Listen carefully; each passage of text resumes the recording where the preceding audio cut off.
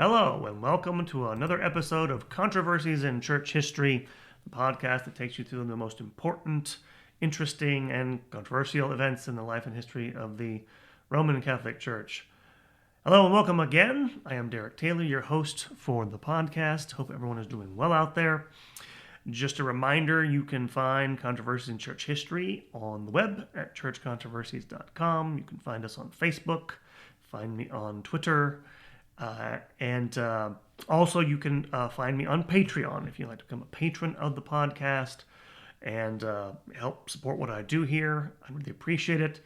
But by all means, go and like the page on Facebook and spread the word about the podcast. I really appreciate it. Appreciate all my listeners. And so thank you again. Back at it again in this month of February. And this time, bringing you another standalone episode, one I've wanted to do for a long time, which I'm calling Christendom's Image Crisis, the Iconoclast Controversy, 724 to 843.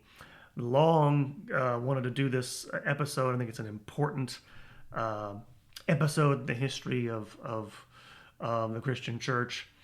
And for a variety of reasons, wanted to discuss this with you, how this comes about. And going to talk a little more about theology than I normally do in these podcasts. Again, this is the history podcast. That's mostly what I'm talking about here. But for obvious reasons, there's some ecumenical reasons. There's some apologetic reasons. I'll mention this stuff. But anyway, let me get started. Let's get into this. If you don't know, the controversy takes place primarily, as it's called, in the Byzantine Empire, centered on Constantinople, the East Roman Empire, in the 8th and 9th centuries, and deals with the veneration of images. Not just their use, but the actual sort of, giving, of ritual gestures and adoration to images of Christ, the Blessed Virgin, and the saints. And so I want to start out talking about the background of this, is how do we get that in the Christian church? And because it takes a little doing, because there's lots of things involved in the iconoclast controversy, is that, of course, Christians, they come out of the Jewish tradition. They did not originally venerate images like this. So how do you get there? Well, first of all, the first images appear, Christian images of any kind appear around 200 AD, usually drawn from classical scenes and patterned after the Roman tradition on catacombs, sarcophagi, things like this. It's interesting to note, by the way, that at more or less the exact same time, around that time, we're not exactly sure, the first mocking images of Christian belief are found in Rome. This is the so-called, if you know what this is, the Alexamenos graffiti. It's a graffiti written on in a room near the Palatine Hill in Rome. You can Google this and find out what it is. It's just this, somebody scrawled graffiti on a wall of this guy who's standing in front of a man, nailed to a cross, apparently, with a donkey's head. And the little inscription says, Alexamenos worships his God. So it seems like at the same time, pious Christian images are emerging. You have notice of Christian belief taking, mocking form in the Roman Empire. And these first Christian images are clearly meant, they're a little bit different. On the sarcophagi and catacombs, they are meant, as one historian quote, as to be, quote, representations of the divine power that remain forever, unquote. So they do have a little more status of images as mere secular images. One thing that should be noted by this, if this seems strange, this growth of images in Christian worship, I thought this was notable in my research on this, that around the same time that Christianity starts to make use of representational art in a religious context, Judaism does as well. You begin to see, for example, on mosaic floors and walls, images of beasts, scenes from the Bible, and stuff like this. All in the same areas of the Roman Empire, between the Roman Empire and Persia and the Middle East, which is interesting because it's also used by, for example, the Manichaeans. The Manichaean sect, if you know who that was, that's the Middle Eastern religion in the same time period in the 3rd century. So it's part of a general historical trend. Now, in terms of actual portraiture, that's a different matter, right? That dates from the 3rd century as well. When you have, we have medallions of Saints Peter and Paul from Rome, which are much more strictly, clearly commemorative in nature. That's meant to, they're reminders rather than having any sort of representational sort of significance. One historian I read through cites an apocryphal book, the Acts of John from the 2nd century, that portrays the veneration of a portrait of the Apostle John as akin to the veneration of a human benefactor, which was something that was customarily done in Roman society. Images of benefactors, images of the emperor. This is kind of something like they were a habit that was common in the Greco-Roman world. The early Christian historian Eusebius, writing in the 4th century, makes a similar comment about the portrait of Christ. And it should be noted that still, despite all this, early on, thinkers like Origen in the 3rd century, I should say, claimed that Christians did not venerate images at all, that they followed the Jewish law against idolatry. And in general, the veneration of icons is a latecomer in terms of practice in the Christian world. The first objects of cult, not cult, like I used that word in one of my classes the other day, and a student got kind of funny about it. I was like, no, it just means any sort of worship. It doesn't mean the sort of the negative thing.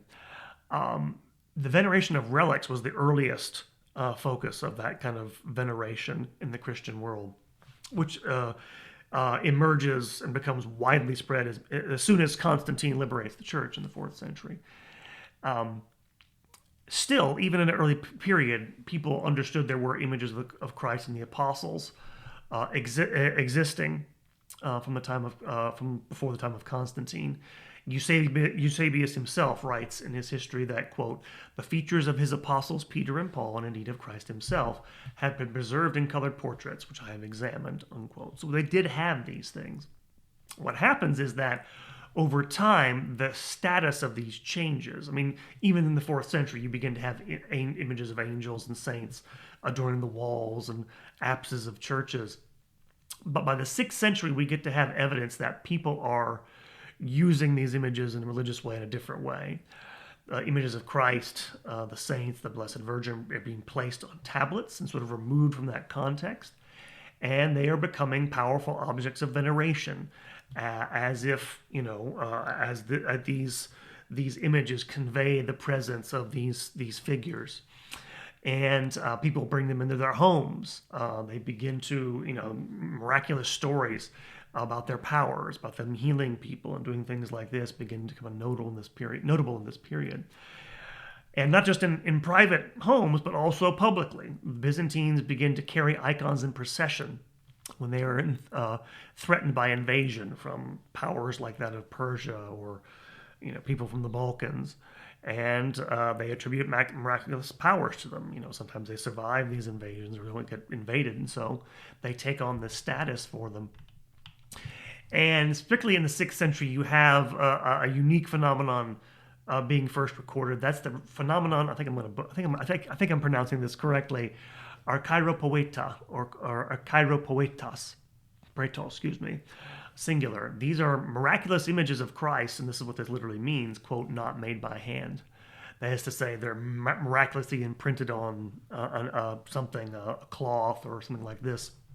Just to give you 2 examples, there was one recorded by a Syrian chronicler in the 7th century called the Camuliana image of Christ, which repeatedly had miraculous powers. Most famously is the so-called Mandylion.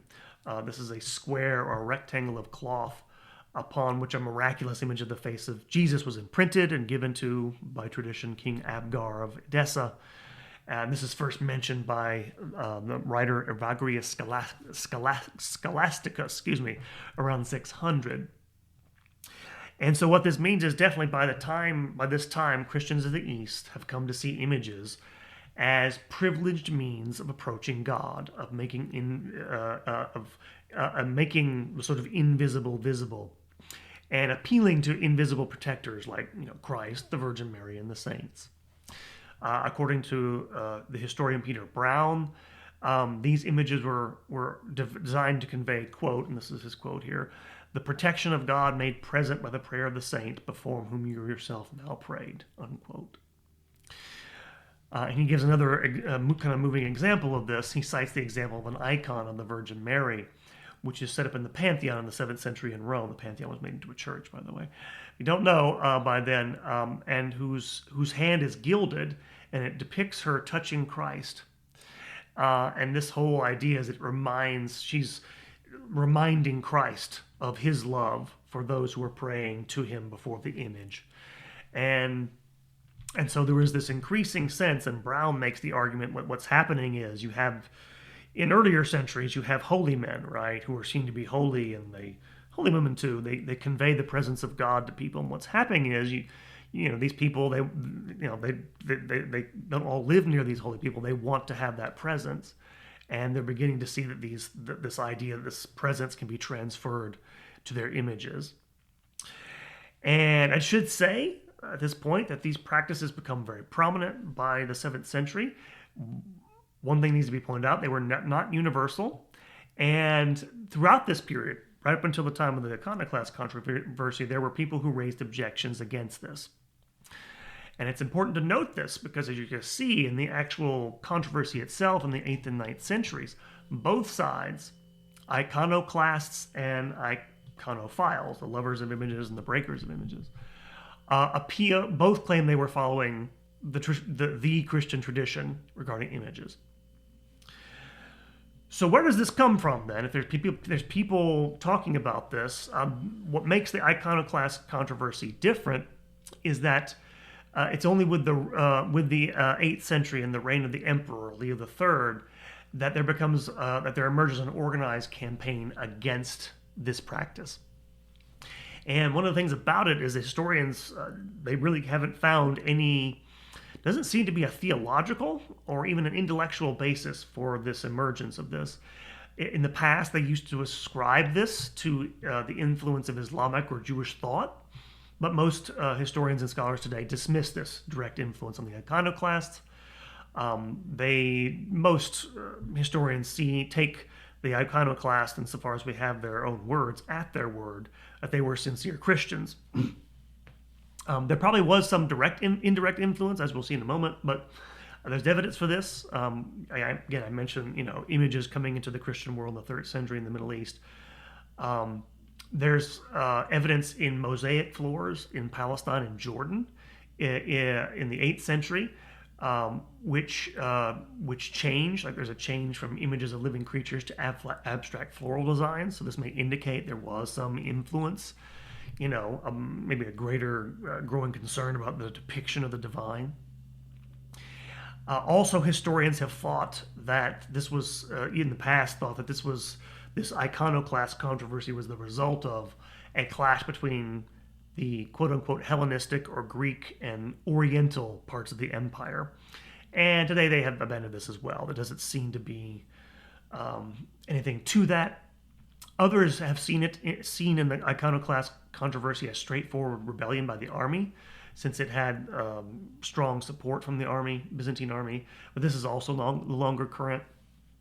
One reason why the iconoclast emperors might have seen the veneration of images as idolatrous is that parts of Anatolia, modern-day Turkey, had only recently become Christian in that period, in the 8th century. And there were ruins of pagan shrines everywhere. And so they might have thought this is, a resurgence of pagan, worship of images. And finally, one thing to note about this is that it needs to be borne in mind that there is very little evidence from the period for what iconoclast believes, because the iconophiles won out, of course. The veneration of images is central to part of Catholicism and Eastern Orthodoxy. And so most of what evidence we have is written by hostile iconophile or iconojule, as they're sometimes called, clergy and monks. It's, for example, from these writers that we get the charge that iconoclasts were, directly influenced by Islam. Scholars no longer take this charge seriously. They think it's polemic, meant to blacken the reputation of their opponents. And so when we come to the actual iconoclasm, its beginnings in the early 8th century. One thing to note about this is it does have a secular context. Most historians seem to agree that it has a lot to do with the situation of the Byzantine Empire. The late 6th and 7th centuries are sometimes referred to as the Dark Age of Byzantium for a variety of reasons. This mostly has to do, of course, with the Arab conquests, the Muslim invasions beginning in 630, which within half a century wipe away large parts of the Byzantine Empire, along with a series of Arab plagues, earthquakes, other disasters, seem to convince a lot of Romans that they have angered God. And that this, as you're going to see, this is basically the explanation most historians come up with for why Byzantine emperors undertake iconoclasm when they do. Because the Byzantine Empire is in survival mode from this period in the early 8th century. Constantinople is laid siege to in 626 by the Avars, and then in the 650s, and then finally once more in 717 by the Islamic armies. And that one in excuse me, that attack in 717 turned out to be the last real serious threat to Constantinople. But the Byzantines did not know this, could not know this in 717. They were in a serious state of emergency. Islamic incursions into their territory would recur almost every year, well into the 9th century. They had lost 2/3 of their territory. 2/3 of the Eastern Roman Empire was gone by the early 8th century. And so they thought things were coming to an end. It also did something else, by the way. It changed the nature of the empire. I'll come back to this again. The Byzantines referred to themselves as the baptized people, right? The great Christian empire, the eternal Christian empire. But it shrank their territory and reshaped the nature of it, because now it was mostly a Greek-speaking polity, mostly Greek speakers living in either the Balkans, Greece, modern-day Balkans, Greece, or Turkey, centered on Constantinople.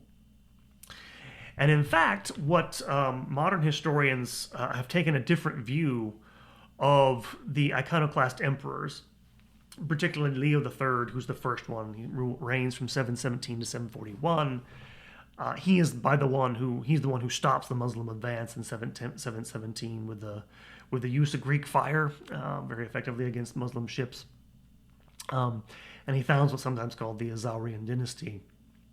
And Leo III and his successors had a bad reputation because of their religious policies from the Byzantines. But modern historians view them as favorable because they reformed the empire to address the Islamic threat.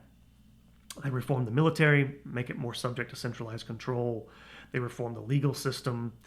Leo III, by the way, there had been several. He was a soldier emperor, came from the provinces.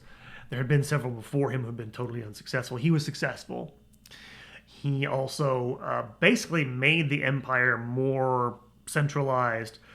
There were no more, the invasions had swept away a lot of the civic elites whom you had to respect in the earlier Byzantine Empire. What in effect happens is he completes the transformation from what had been the old, Greco-Roman civilization, more civilian-oriented under, say, Justinian in the 6th century, to a more militarized, state, designed to fend off an existential threat. And so this is in the background of his reign. I should also mention, by the way, one of the things about this, and I did not read anywhere this actually influences Leo III, but there was actually an outbreak of iconoclasm outside Byzantium in the Christian world before 717. In Armenia, in the Christian kingdom of Armenia, in the late 6th and early 7th century, there some priests began to preach that images in churches should be destroyed. And they had some success spreading their message in the eastern part of Armenia. These iconoclasts argued the veneration of images was contrary to Scripture, that it was image worship, it was a form of idolatry, an adoration of, a vile, inanimate matter. This was sort of eventually squelched there, but eventually it was revived later on by a group of people called the Paulicians, a heretical Manichaean sect, which rejected not only icon veneration, but also the priesthood. So it's an interesting sort of sidebar, but this has already kind of happened. So before we get to Byzantium and the major conflict, And so, as I mentioned, the Byzantines felt they were under a state of siege. How the actual controversy begins, again, they fend off the Muslims in 717. In 724, two bishops in Asia Minor, Constantine of Nicolea and Thomas of Claudiopolis, supported by the Emperor Leo III and some of his advisors, condemned the veneration of images, citing biblical prohibitions from the Old Testament. The Patriarch Germanos I opposes them, but in 726 the Emperor publicly throws his support behind their initiative, and he orders a figure of Christ that mounts one of the gates into the city of Constantinople to be taken down. That same year, there was a massive volcanic explosion that darkened the skies over Constantinople, seemed to give an impetus to this. And it certainly appears from the letters of Germanos, the patriarch, that Leo feared the empire had lapsed into idolatry. This was his explanation for all of the disasters that had befallen the Byzantines, and seems to have been the feeling of most of these iconoclasts. In 730, Leo issues an edict banning images. Germanos resigns as a result. The edict has not survived, but it seems to have targeted images of saints and so forth, crosses, but also reliquaries. The higher clergy, including the new patriarch who takes over, submit to the emperor and support his policy. And the direct opposition to his edict comes primarily from monks, from monastics, and from the civil service in Constantinople itself. Leo exiled and confiscated the property of his opponents, and on occasion mutilated them. This is a standard Byzantine practice. But this was the extent of the persecution. And significantly, I think as I mentioned this earlier, support for iconoclasm came from Asia Minor, where a majority of army recruits came from, as I kind of mentioned earlier. I should mention one thing, which was never at stake, either under Leo or any other further emperors, was the place of art itself. There's plenty of art in palaces and other places in Byzantium from this period, but just the argument was only about the place of art in its sacred setting. At the same time, there's also opposition from Rome. Rome at this time is still part of the Byzantine Empire. Popes still consider themselves to be subjects of Byzantine emperors. And two popes, Gregory II reigns from 1715 to 1731, and his successor Gregory III, 731 to 741, write letters of protest to the emperor, and a Roman synod in 731 expressed its opposition to Leo's policies. So you have opposition in Byzantium and from in the West.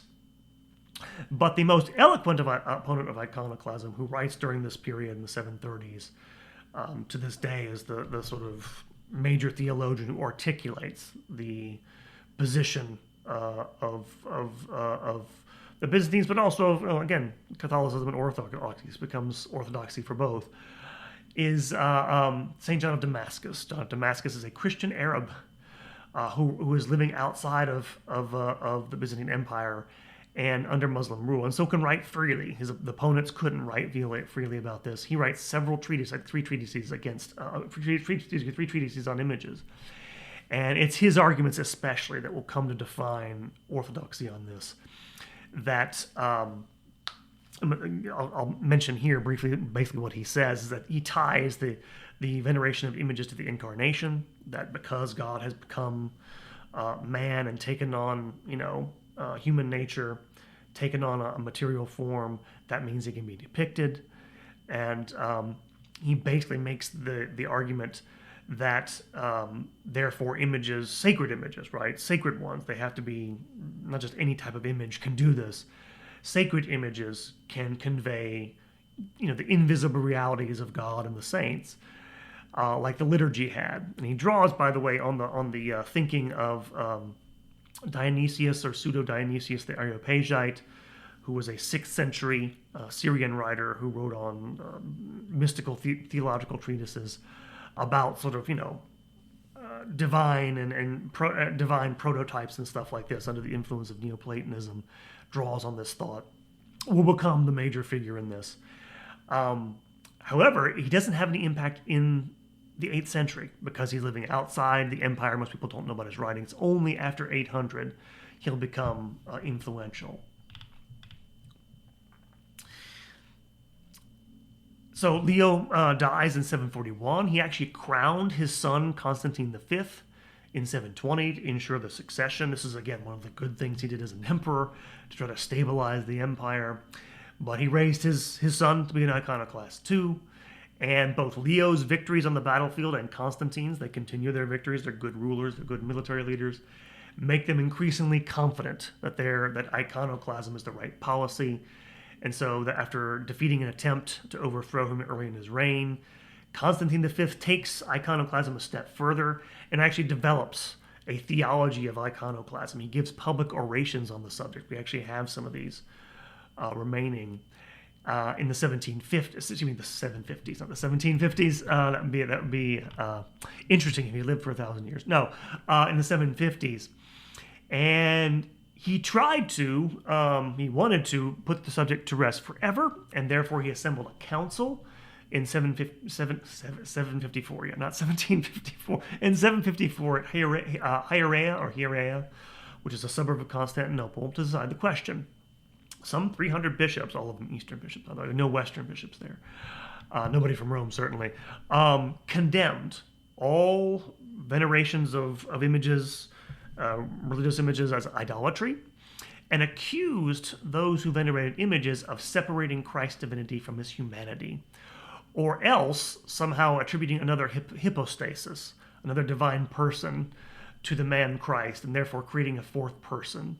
Or, and this is the other charge they make against them, circumscribing Christ's divinity by depicting it in images, saying that by depicting Christ even as man, you sort of diminish his divinity somehow. Iconoclast, represented representation of saints, rejected representation of saints for moral reasons, because they saw it as in effect adoring dead matter. So they thought this was wrong for those reasons. As to his policies, Constantine V removed biblical and hagiographic scenes from religious buildings, and replaced them with secular art. He removed statues from apses and replaced them with crosses. Crosses were still allowed by the iconoclast. The iconoclast basically there are only two symbols allowed by the iconoclast to represent Christ, the cross and the Eucharist, because they were sanctioned by Scripture. To give you an example, Constantine removed all the images from a church named St. Irene, which was close to his palace, and replaced it with a brilliant, sort of shiny green mosaic and a single silver cross, around which ran the words in Greek of Psalm 65, "Holy is thy temple, thou art wonderful in righteousness. Hear us, O God, our Savior, the hope of all the ends of the earth," unquote. It's a good example of what the iconoclasts thought they were doing. They thought they had done wrong, and they were repenting and trying to get God to look with favor on them. Thought they had already because of their military victories. And it's under Constantine V that the worst persecution takes place. At first, he treated his opponents more moderately, but in 761, he executed a monk named Andrew of Crete, not the same one not the Saint Andrew of Crete, another Andrew of Crete. And at 765, a mob did lynch a saint, Saint Stephen the Younger, with his allowance. He basically let it happen. He could have stopped it. Who was a prominent opponent of his policies. A year later, he began publicly attacking monks and seizing monasteries because they were the major source of opposition to him. And so the attack on Icon merged with an attack on monasticism. And besides Saint Stephen the Younger, 3 other people are martyred during his reign. You also have Eastern patriarchs outside Constantinople, both condemning the Council of Hierea and writing to Pope Paul I, who was Pope from 757 to 767, of that condemnation. And Pope Stephen III also convenes a synod in 769 on the subject, further opposing these policies. So what happens to stop all this is change of dynasty. That's usually what happens. Constantine dies in 775. He's succeeded by Leo IV, his son, who's also an iconoclast, but he dies in 780. And his widow, who becomes regent for her son in 780, supports these veneration of images, and it's her doing, along with the patriarch Teresius, that begins to turn this back. She convenes a council under her authority at Nicaea in 787 that condemns the iconoclasts and defines the legitimate veneration of images in very general terms. It tries to, again, you can read the Acts for yourselves. They don't get as deep into this as someone like John of Damascus had. Presents it as the unchanging tradition of the church while condemning iconoclasm. She also begins to build up the base, if you like, of the iconophiles, patronizing monastic houses and encouraging iconophiles like Saint Theodore the Studite. And so for the better part of the next 30 years or so, icon veneration is back. And the conciliar documents, by the way, cite, they anathematize the Council of Hierea, but it also reproduces the main document of that council, refuting it paragraph by paragraph. That's how we know what the Council of Hierea says. I should mention, by the way, that the Council of Nicaea, by the way, if you don't know, this will become the last. It takes a little while, as you'll see. There's one more bout of iconoclasm. The last of the 7 ecumenical councils is recognized by both Catholic and Orthodox. But when word of the council's decision came to the West, it came to the Emperor Charlemagne. Maybe Charlemagne's the empire. Have I done one on Charlemagne? I have to do one on Charlemagne at some point. If I haven't done the Carolingian Renaissance, I'll have to do it at some point. But Charlemagne is the Western Empire. They proclaimed him. I'll get it back. He hasn't been proclaimed emperor yet, but he's basically ruling the West like that. And it provoked a reaction from Charlemagne and his advisors. They actually condemned the findings of the Council of Nicaea, the Second Council of Nicaea. Charlemagne's advisors and he approved the use of images, but one of the things the Byzantines said in the Council of Nicaea is that the worship of images, the veneration of images, is a necessity. That the incarnation basically means that it is not only is a good but a necessary thing. And the Frankish advisors of Charles didn't think that was true. Instead, they emphasized that images are useful, but they're sort of neutral. They're not evil. You shouldn't destroy them. That's bad. But they are adiaphora, if you know the term, things indifferent, what that Greek term means. And instead, they emphasize the Word of God as the primary vehicle for worship. It is thought, by the way, that Charlemagne's advice, when I say Word of God, by the way, I should mention this, they meant the Word of God in Latin. By this time, the Western Empire is already gone, the older one. The Latin church has become, it's been predominant in the West. And they think of Christianity primarily as being the Latin church. And for them, it's a sacred tongue. And so that's why they put so much emphasis on it. I should have mentioned, it's thought, by the way, that Charlemagne's advisors received a badly garbled copy, a bad translation of the Conciliar Acts, which made it appear that Second Nicaea was advocating the literal worship of images rather than veneration. And that distinction, of course, is part of the theology that's developed by John of Damascus and others, that of latreia versus dulia. Latreia means veneration of holy or venerable things or people, like honoring your father and your mother, whereas dulia is the sort of absolute worship that's due to God alone. Whereas it's thought that Charlemagne's advisors didn't get this distinction. However, the council that his advisors that he convoked was only seen in a local council by the Pope of the papacy. They actually had papal representatives at that council.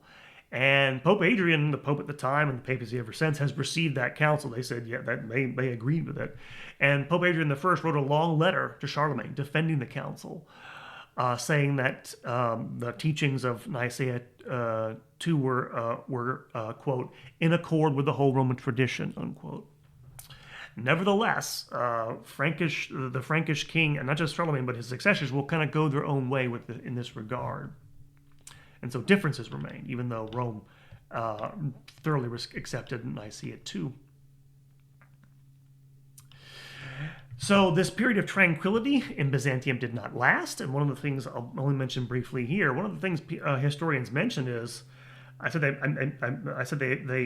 modern Byzantine historians mentioned that Leo and Constantine were good emperors. Irene and her successors were less capable. They sort of squandered a lot of the gains they had made, militarily speaking. And in fact, iconoclasm returned because there's another state of emergency. Another military catastrophe occurs in this time in 811. I have 18. What did I draw? I said 1811 in my notes. 811, the year 811, the 9th century, when in the Balkans, the Bulgar kingdom, which would be a thorn in the Byzantine side for well over a century, the Bulgar Khan named Krum. Awful sounding name, kills the Emperor Nicephorus and defeats him in battle in 811. And so there's a crisis. And 2 years later, the army from Anatolia helps put an Armenian general named Leo on the throne as Leo V. And he sort of goes back to the well. Hey, we've had this crisis again. He holds a synod in 815 in Hagia Sophia, which annuls the Council of Nicaea II and its prescriptions, and instead recognizes the Council of Hierea as an ecumenical council. However, there's a change in tactics here, a change in emphasis by the iconoclast. The decrees of that synod in 815 make no mention of idolatry, and they only distinguish between the proper use of images for education and their devotional abuses. So they pull back from the excesses of Constantine V. In fact, both sides were more prepared for the conflict this time. The iconoclast emperors were, again, as I said before, less persecutory, I guess, than Constantine V. Emperor Michael II, who reigned after Leo V from 820 to 829, was fairly tolerant of individual opponents. However, his son Theophilus, who's the last of the iconoclast emperors who succeeds him until he dies in 842, was more stringent. There were instances of violence against iconophiles during his reign. And instead of arguing that images were idolatrous, what these Byzantine iconoclast theologians said about images was that they basically questioned the ability of any image to capture the, supernatural reality of Christ and his saints. That to seek that from images was to seek from unreliable guides the supernatural name Christians expected of the faith, and that there were no reasons, theological or intellectual, to resort to any symbols but those of the sacraments and the cross. But by this time, you already had the response of iconophiles. I mentioned John of Damascus, but Theodore the Studite, the patriarch at the time, Nicephorus, one of them, Nicephorus, developed the arguments much more fully on the iconophile side.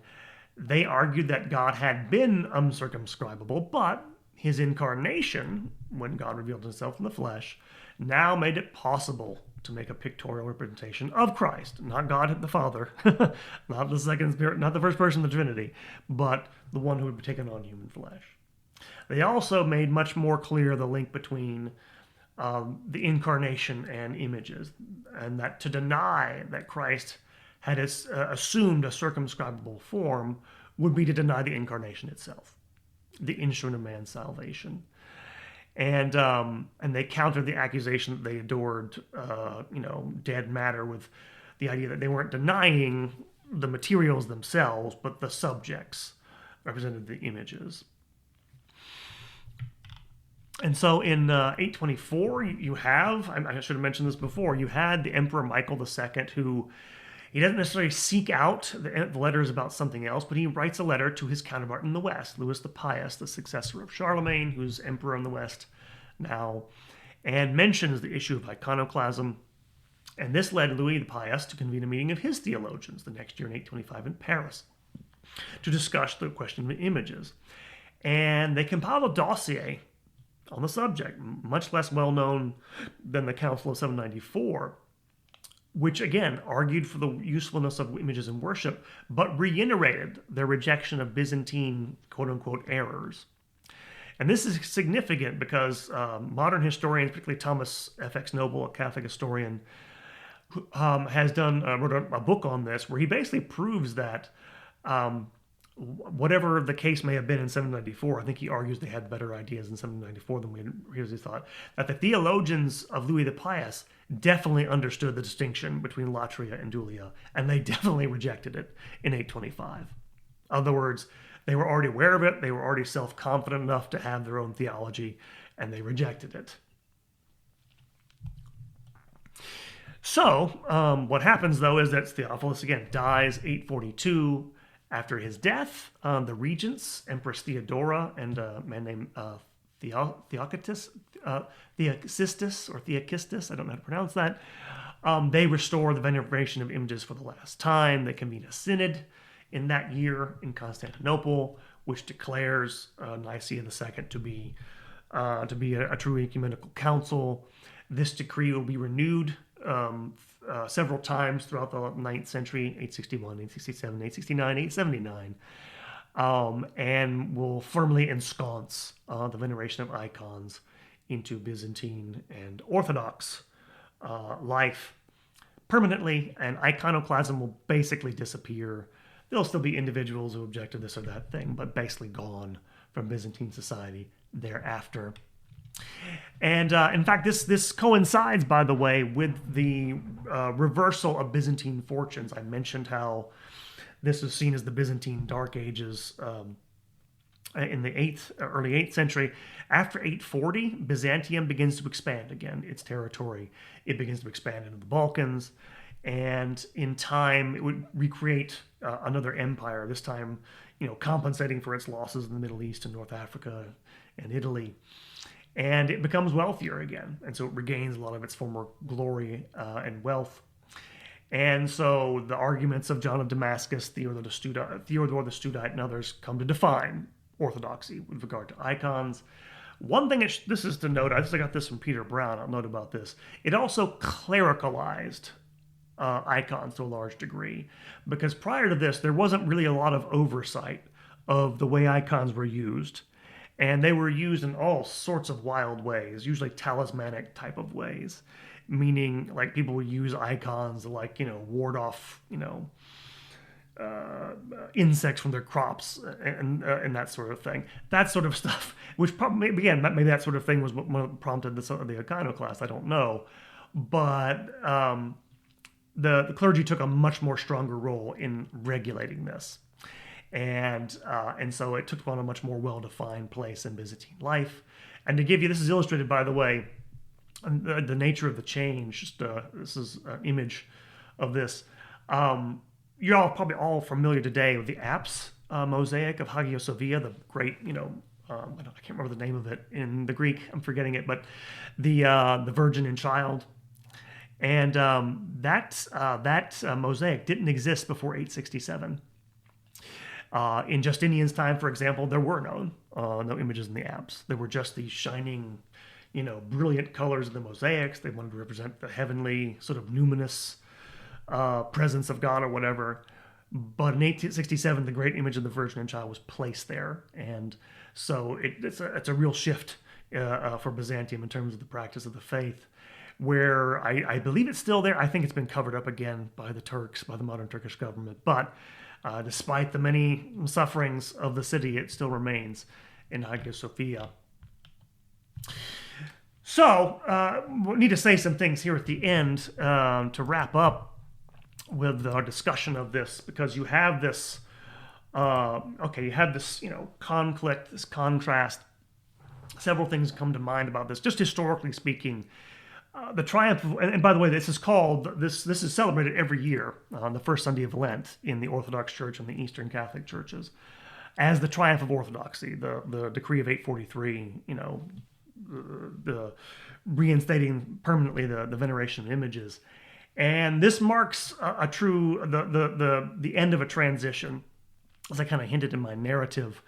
By the end of this, you have a truly what amounts to a Greek empire. The Western Latin Christians begin to refer to the Byzantines as Greeks. And again, it still has the continuity with the old Roman Empire.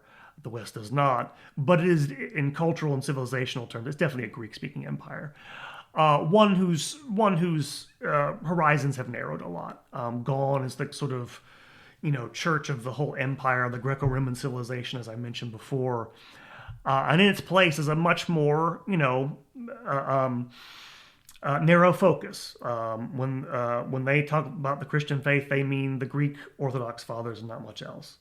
Again, this was necessary for the survival of the empire, and which, by the way, has its counterpart, of course, in the West. In the West, you have this narrowing of horizons. And again, that happened in the 5th century.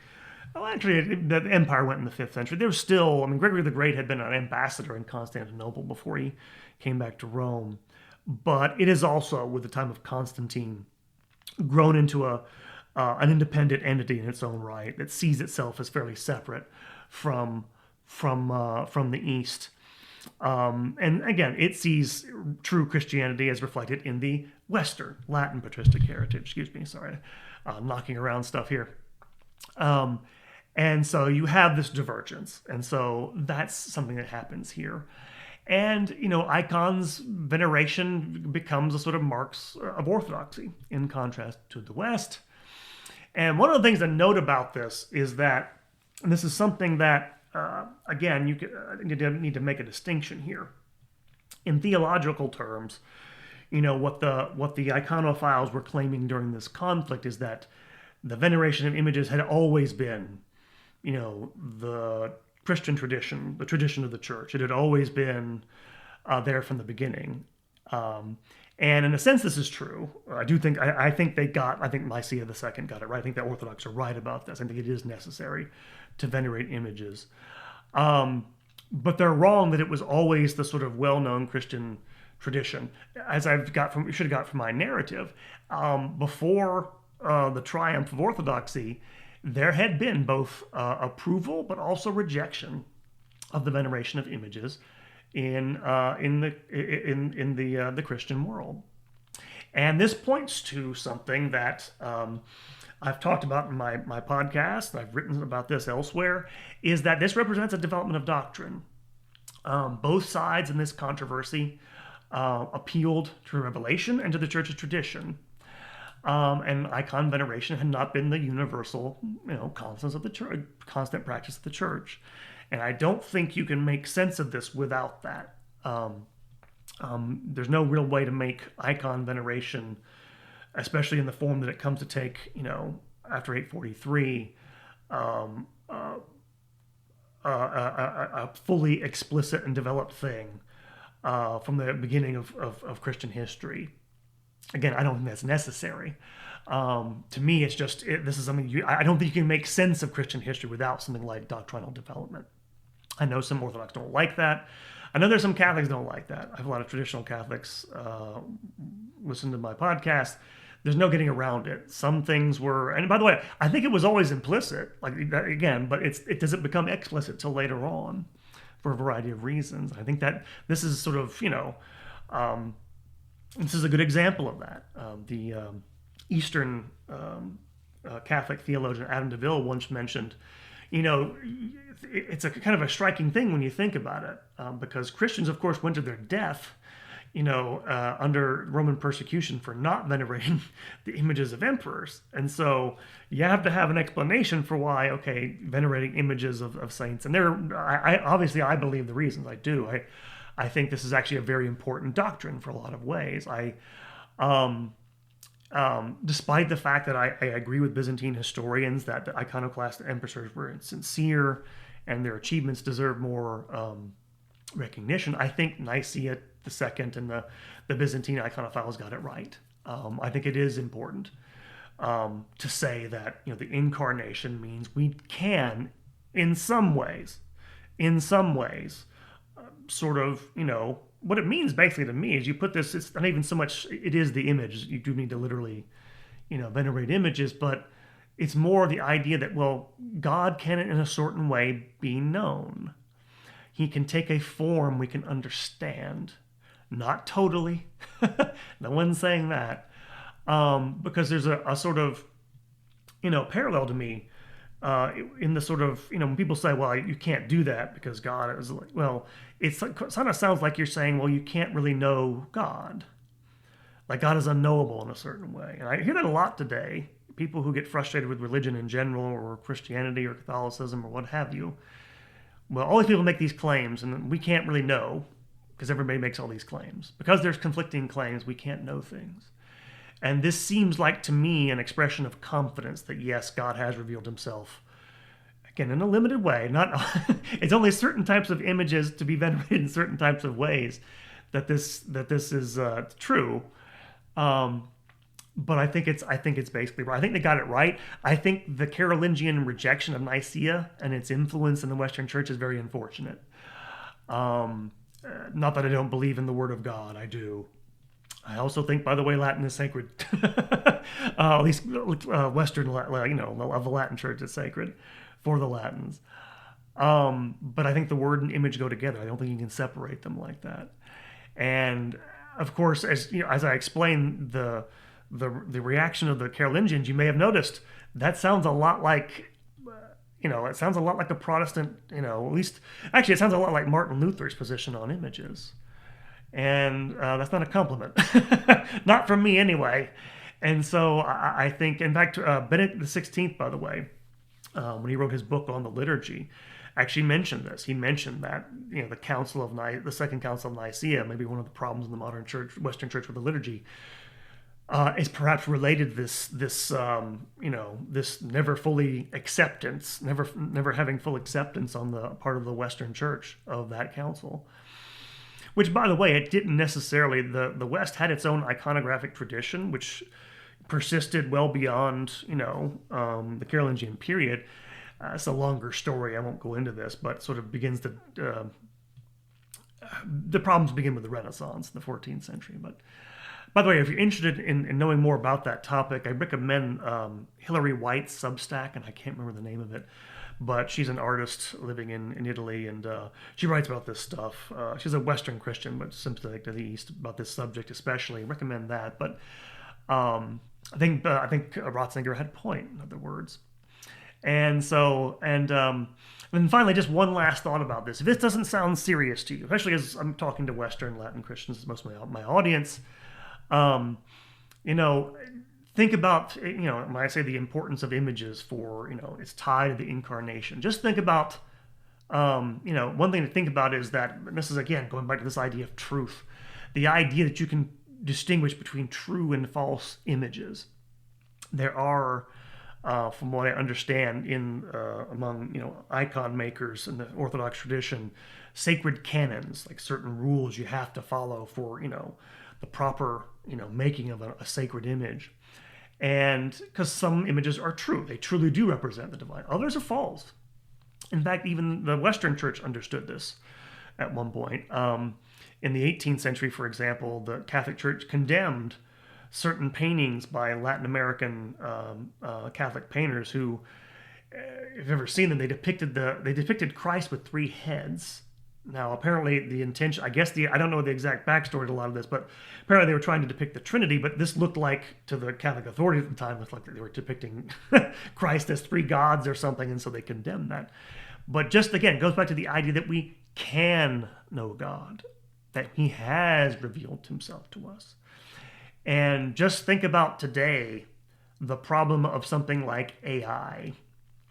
And the really, well, some of it's garbage, right? AI slop is the term. But the problem of determining between, what's real and fake. And you can kind of see, I think, the importance of sacred images. And that Christ, who is, by the way, the true image of the Father, has revealed himself to us in human form, coming like one of us. And so that's why I think of the Iconoclast controversy as being really important for the whole Christian church. And so that is all for this episode of Controversies in Church History. Hope you enjoyed it. This is probably going to drop, as I'm recording this now, on a Monday morning, probably this evening for our patrons on Patreon, for paying members there. Probably a week later will drop for everybody else. If you're a patron of the podcast, you get stuff early. And you get bonus episodes. And that's one thing I want to tell about upcoming episodes. Probably be at least one more in February, probably a short one related to the series on Latinization. There will probably, I think, maybe definitely be another one also. I'm going back and re-recording some of my old episodes. And so I'll put this one out there. This one will be for everybody. It'll be available immediately when I do it. I've done an episode on the Reformation, a general overview. I'll probably redo that one. Again, the sound quality is not good, and I have different thoughts. Your mind changes on things, so I'll do some different things for that. And I'm also working on stuff for next month, as well as, again, for anybody who wants to become a patron of the podcast, a bonus episode for patrons. So keep that in mind. And I have not, I know I keep saying I'm going to have more interviews. Interviews are coming. I will get with them tonight. I will contact my interviewees, potential ones tonight, and should have I promise, some good stuff coming. So that is it for this episode of Controversies in Church History. Thank you very much to all my listeners, everybody out there listening. Really appreciate it. Please, go and like us on, Apple Podcast or YouTube, whatever. Leave a comment if you like it. Subscribe on YouTube. I forgot to mention I was on YouTube too. Yes, this will be on YouTube as well. Go there, like us on Facebook. Visit the website, visit me on Twitter, or say hi. Tell me what you like. Tell me what you might want to hear about. I'm trying to do that a little better. If you'd like to support the podcast, again, become a patron. Well, that is all. Thank you all very much for listening. God bless you all. Have a wonderful week. And I'll see you next time. Well, you'll be hearing from me next time anyway.